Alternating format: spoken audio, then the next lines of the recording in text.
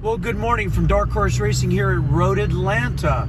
We're at the track. It's about 6 o'clock in the morning, still early, a little cold out. We're in the truck. We're going to take a quick look at some of the teams that have showed up for early morning practice. We'll give you kind of an idea of the David and Goliath that is Trans Am Racing. So as you come by here, you'll see the RPX press guys, some of the Trans Am transporters here, the teams. The Breathless team, who is one of the Corvettes, will be raced again. This is their setup and all their pit bikes and tires ready to go. And you can see their Corvette out sitting outside.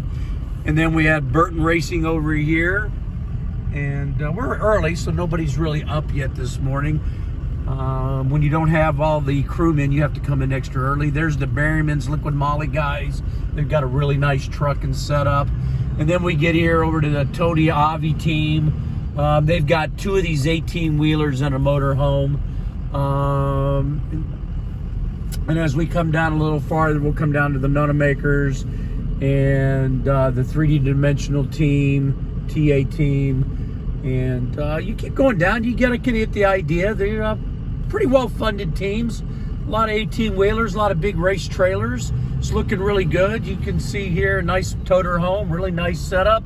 And then you get to right there, Team Dark Horse. We've got our nice little trailer. And there's our car. We're sort of a little bit of a David Goliath. And next to us, stepping it up quite a bit, is Dan Schlickenmeyer and his Mustang. So that's kind of what it looks like here at an early morning paddock run. And we'll give you some more videos later.